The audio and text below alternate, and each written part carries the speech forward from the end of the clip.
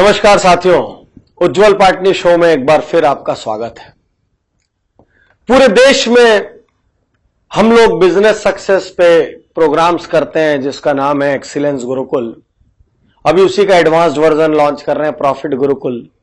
इसमें हम अक्सर पार्टिसिपेंट से एक क्वेश्चन पूछते हैं, आपका फेवरेट इंडस्ट्रियलिस्ट कौन है, या आपका फेवरेट बिजनेस लीडर कौन है, या आपका फेवरेट बिजनेस टाइकून कौन है।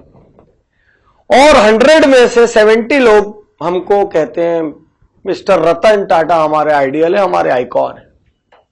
मुझे भी वो बहुत पसंद है। तो रतन टाटा के बारे में कहीं मैंने एक कहानी पढ़ी, वो कहानी मैं आपको सुनाता हूं। वो कहानी कई बार मैंने अपने सेमिनार्स में सुनाई है। कहते हैं कि रतन टाटा एक बार अपने एक निजी हेलीकॉप्टर से कहीं जा रहे थे और हेलीकॉप्टर में कोई प्रॉब्लम आ गई और उस हेलीकॉप्टर को आपात लैंडिंग करनी पड़ गई एक जगह। जहां पर आपात लैंडिंग हुई, तुरंत उनके साथ जो लोग थे उन्होंने आसपास के टाटा के डीलर्स को खबर कर दिया। अब टाटा के इतने सारे प्रोडक्ट हैं, हर जगह कोई ना कोई डीलर है, तो तुरंत तत्काल बहुत सारे डीलर्स वगैरह टाटा साहब आए, उनको लेने आ गए। अब जो भी नई व्यवस्था होनी थी, जो भी रिप्लेसमेंट में आ रहा था, उसको आने में कम से कम 4-5-6 घंटे का समय था। तो रतन टाटा ने पूछा क्या आसपास अपना कोई प्लांट है? तो किसी ने बताया हाँ सर ये प्लांट है। तो रतन टाटा ने बोला चलो वहां चलते हैं। और रतन टाटा कहते हैं एक कार में वहां चले गए, साथ में कुछ लोग थे, और उन्होंने गेट पे ले जाकर अपनी गाड़ी खड़ी की। तो साथ वाले लोगों ने गार्ड से कहा दरवाजा खोलो। गार्ड ने बोला गेट पास दिखाइए। जो कार में बैठे थे उन्होंने कहा पागल हो गए, कार में कंपनी के मालिक है रतन टाटा, तुम गेट पास मांग रहे हो। वो कहता है सर कौन है मैं नहीं जानता, मेरे को यह बताया गया है कि अंदर आने के लिए या तो आदमी के पास गेट पास होना चाहिए या तो उसकी कार में स्टिकर होना चाहिए। दो ही स्थिति में मैं अंदर जा सकता हूं, जाने दे सकता हूं। जो साथ में लोग थे वो बहुत गुस्सा हो गए, भड़क गए। वैसे हमारे देश में वीआईपी कल्चर है, वीआईपी के लिए सब खाली होता है। वो बहुत भड़क गए, तुमको समझ नहीं आ रहा है तुम क्या कर रहे हो, तुम जानते नहीं तुम किसको रोक रहे हो, रतन टाटा है, मालिक है। तो वो बड़े मासूमियत से कहता है गार्ड सर यदि मालिक है तो उनको तो गेट पास आराम से मिल जाएगा, यदि मालिक है तो उनको आई कार्ड की क्या दिक्कत है। तो वो अपनी जगह अड़ के बैठा रहा, उसने दरवाजा नहीं खोला। अंदर पूरा खबर फैल गई कि टाटा साहब को रोक लिया गेट पे। अंदर से दौड़ते दौड़ते अधिकारी बाहर आए, तुरंत गेट खुलवाए, और एक अधिकारी ने उसको कहा तेरे को तो बताते हैं, देख लेंगे तुमको। वो समझ गया आज तो कुछ गड़बड़ हो गई और अपना बोरिया बिस्तर बांधने का वक्त आ गया और उसने अपना सामान पैक किया और जाने की तैयारी में लग गया। समझ गया कोई तो बड़ा तोप था और गड़बड़ हो गई अपने से, तभी इतना हड़कंप मचा है। और 1-1.5 घंटे बाद अचानक एक अनाउंसमेंट होता है जिसमें उस गार्ड को हॉल में आने को कहा जाता है। अब वो गार्ड सोचता है अरे बाप रे, सबके बीच में मेरे साथ आज सब कुछ किया जाएगा। वो गार्ड डरते डरते जाता है हॉल में, और हॉल में जाता है तो क्या देखता है, उसका नाम स्टेज से अनाउंस किया गया और सारे लोगों ने उसके लिए ताली बजाई। पूरा हॉल उसके लिए ताली बजा रहा था। और वहीं का वहीं उस गार्ड के लिए एक बड़े अवार्ड का अनाउंसमेंट किया गया और साथ में कैश प्राइज दिया गया। ऐसा क्या किया था उस गार्ड ने? उसने तो उल्टा मालिक को रोका था। हमारे यहां कोई रोक दे नॉर्मली मालिक को, बाद में वो फायर हो जाएगा। लेकिन उसको सम्मान मिला, लेकिन उसको तालियां मिली, लेकिन उसको प्रमोशन मिला, लेकिन हर व्यक्ति की नजर में वो हीरो हो गया।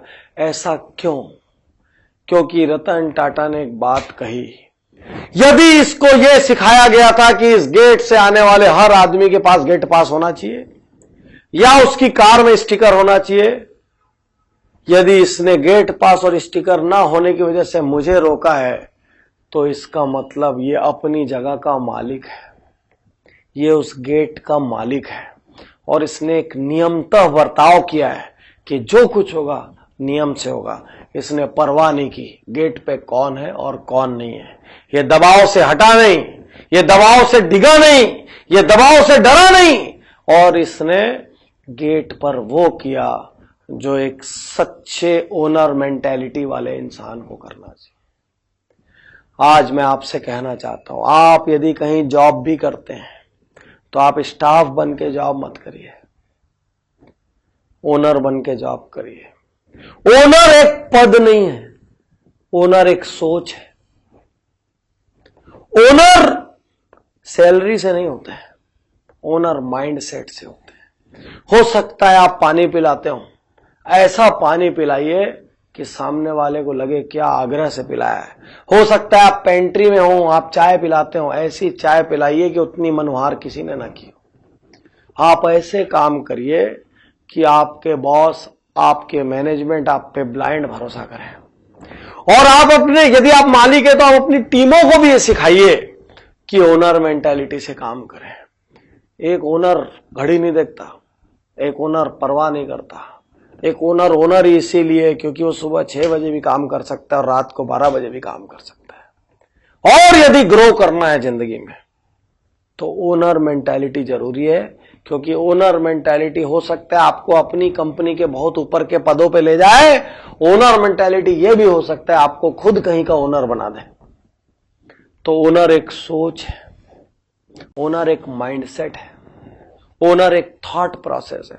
और स्टाफ मेंटालिटी से काम करोगे तो फिर घड़ी देखोगे रोज, इतना बज गया, मेरे को तो जाना है, मेरा तो ये काम है, आज तो मेरा छुट्टी का दिन है, मेरे को तो ज्यादा काम बता दिए, मेरे से तो ज्यादा मेहनत करा लिए, दूसरे को तो ऐसा करते हैं, मेरे साथ तो ऐसा करते हैं, रोते रहिए। फिर स्टाफ मेंटेलिटी वाला आदमी कभी बड़ा नहीं हो सकता, वो कभी जिम्मेदार नहीं हो सकता, उस पर कभी कोई भरोसा नहीं करेगा, उस पर कभी कोई ट्रस्ट नहीं करेगा, उसकी ग्रोथ नॉर्मल रहेगी, कभी कुछ एक्स्ट्राऑर्डिनरी नहीं करेगा। और ओनर मेंटेलिटी वाले आदमी को पूरी दुनिया चाहती है, जिसमें लीडरशिप है, जो आगे बढ़ के जिम्मेदारी लेता है, जो प्रोएक्टिव होता है, जो गलत हो जाए भले लेकिन काम करने को तैयार होता है, जो गलतियों से सीखता है, बेहतर बनता है, आगे बढ़ता है, उसको कहते हैं ओनर मेंटालिटी। और जो बार बार एक ही गलती करता है वो बाद में बोलता है अब मैं क्या करूं सर, अब मैं जितना जानता हूं उतना ही जानता हूं।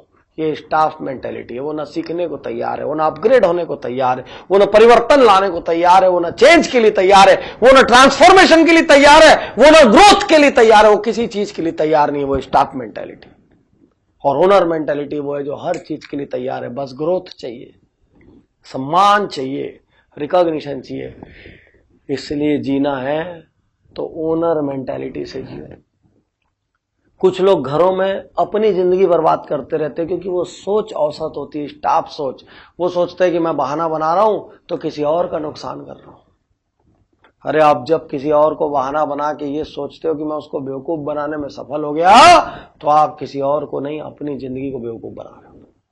आप अपने सक्सेस को बेवकूफ बना रहे हो, आप अपने फ्यूचर को बेवकूफ बना रहे हो। और एक दिन जिंदगी में पलट के देखोगे ना, बहुत अफसोस होगा, जब मैं जो कर सकता था तब मैंने वो क्यों नहीं किया। क्योंकि जिंदगी लौट के नहीं आती। टाइम एक लिमिटेड कमोडिटी है। बड़े बड़े राजा महाराजा तोप की औकात नहीं है कि 1 सेकंड लौटा के ले आए वो।